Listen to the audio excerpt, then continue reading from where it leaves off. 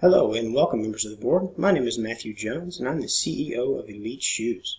I'm very glad to have you here today to take this opportunity to give you an overview of our company. I'm glad to see the new faces on the board. I'd like to just give you a brief overview of our agenda. I'd like to talk to you about our strategy, our performance drivers, and our future, some of the risks and opportunities associated with that.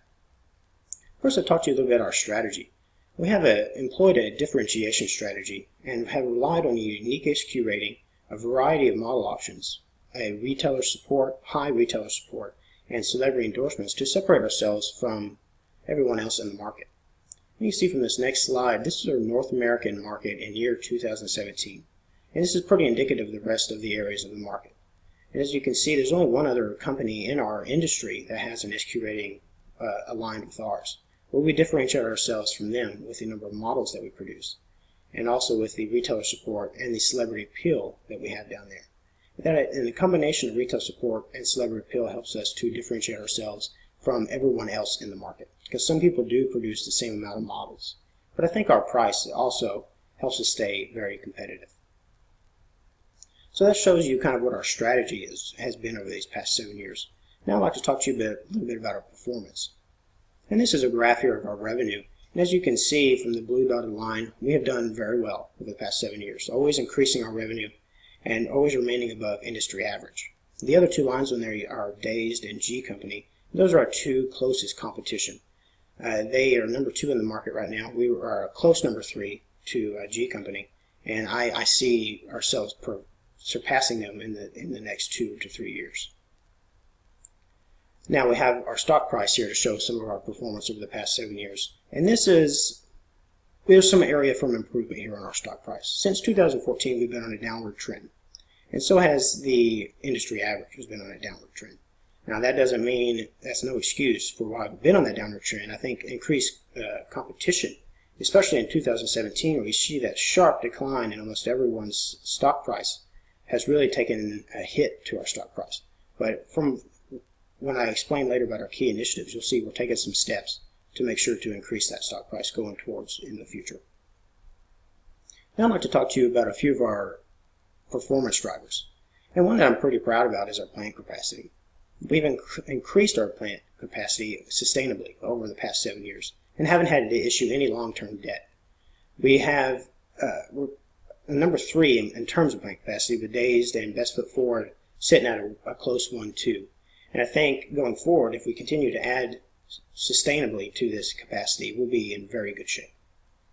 Along with that plant capacity, we have plant upgrades and plant efficiency that have been some of our performance drivers. After I took over early in 2013, I decided to use a semi-line upgrade and a facilities upgrade to reduce our rejection rate and to reduce our production run setup. And this is directly correlated to our differentiation strategy in terms of the number of models we wanted to produce and making our employees more efficient to reduce costs. And that in turn speaks to our plant efficiency, which we've established as economies of scale. We've concentrated increasing our capacity in the Asian Pacific plant to take advantage of low labor costs in that area. It also helps that the exchange rates have been so favorable coming out of Asia Pacific. But another thing that I'm very proud of has been our reject rates. We have reduced our reject rates due to some of the semi-line upgrades and the way our employees' productivity has been. We've reduced that by 62% since I took over in 2011, and that's the best in the market. Nobody else has been able to do that. Some more of our performance drivers. We relied heavily on controlling costs. And we did a very good job with our material costs and our administrative expenses. As you can tell from both graphs, we remained under industry average, except for that first year when I took over. But we were really concentrated on decreasing those costs year to year, and our administrative expenses were the lowest in the market in 2017. So going forward, that will still be an area that we concentrate on. In terms of also controlling costs, we've done very well with our warehouse expense, both wholesale and internet. Those have both also been at below industry average and close to the bottom of the market. And we'll continue to monitor those and make sure that cost stays at or below industry average. And as you can see, the trend is that they keep dropping. Now, I wanted to put in our slide our cost of goods sold in North America. We had some trouble trying to identify areas to improve our cost of goods sold. Again, we're looking at North America because that's indicative of the rest of the market. Well, we had a big change in 2017 that I was very proud of. We identified a better product mix, and we've been able to reduce our cost of goods sold significantly in that year. And I think going forward, by adjusting and manipulating and narrowing that mix, we should be able to decrease our cost of goods sold considerably. So I think that's a very good performance driver to look at. Last, I think the one I'm most proud of is our forecast accuracy. In 2013, 2014, 2016, we were in 3% variance, 3 out of the 7 years that I've been in here. So we have a strong understanding of the market. And that leads to production accuracy, because we understand how many units we need to produce. We don't have a lot of leftover inventory at the end of the year. We don't have a lot of back stock that we have to reduce price and sell out before we get to our new models. And that helps us control our costs. As you can see from previous slides, we're able to identify areas and reduce costs in our areas based on that production accuracy. And this also leads to sustainable growth, because we don't want to increase our capacity so much so we have a bunch of excess capacity just sitting around not being utilized. So we want to make sure that we grow with the market, not above the market. And I think our forecast accuracy is really going to help us going towards the future, as I'll talk about later. But in our future, so going forward, there's some risk and we have some opportunities going forward, also with some key initiatives that we have coming up later. But some of our risk are a stronger competition. I know that we've had over the past 3 or 4 years, the competition has really significantly increased.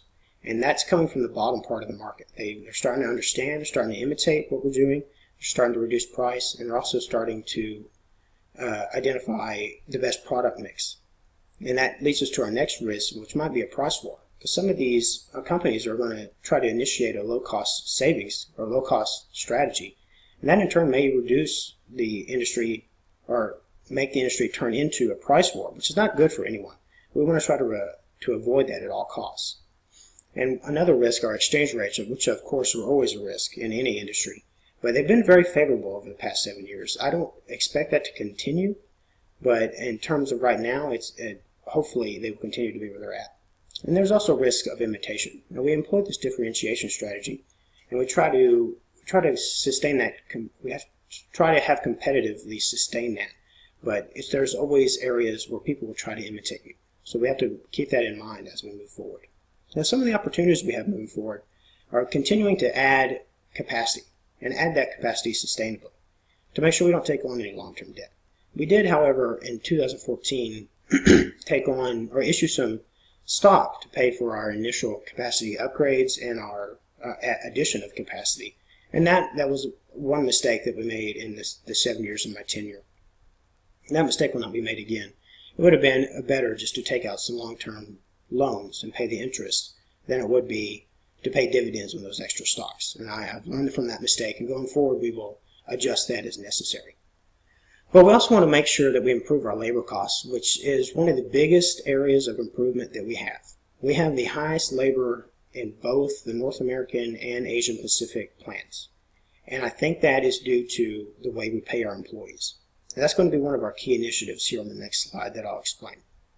Also, we want to make sure that we improve our efficiency. We're pretty efficient right now, but there's always room for improvement. So we want to make sure that we continue to train our employees, to pay our employees correctly, and to increase capacity in which market that will allow us to stay more efficient. And then there's also this opportunity for private label demand, which there's hardly been in the past 7 years. Private label demand has not been met. And there's been some people that have entered into it, but they have not had the capacity to produce enough to really hit the demand. And so we want to make sure as we increase our capacity that we look into this private label segment. So going forward, I have some key initiatives I'd like to talk to you about. First one, I would like to increase our TQM and our Six Sigma investment to make sure that our employees stay productive and efficient. And it's very important for training. In terms of where I come from, growing up with the way I did and through school, training has been a significant advantage, and that always separates your company apart from the rest of them. Also, I want to transition, and this is what I talked about previously, we want to transition from a performance-based to a performance-based compensation plan. I believe this transition might be a little difficult, and it's going to be a little hard to fine-tune, but we need to reduce our labor costs in our two production plants. That's the number one goal that we have going forward, which will help us reduce cost of goods sold, increase our profit, increase our stock price, and increase maybe the amount of dividend that we can pay out. So going forward, that's number one on my priority list. And we also want to use our forecasting to identify untapped demand. And I think that's one of our strongest attributes is our forecasting. And I think that untapped demand will be in the private label market. And that's why we want to, another key initiative is to continue to add capacity so that we can enter into that private label production while also maintaining our demand in the wholesale and internet segments.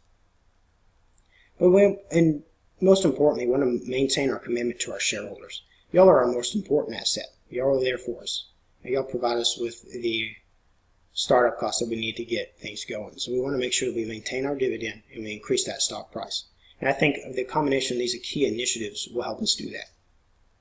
So I want to thank you very much for listening to our presentation. I hope this gives you a good overview of our company, where it's been, what it's doing currently, and how we're going to go through into the future. So please, if you have any questions, please do not hesitate to ask. Thank you.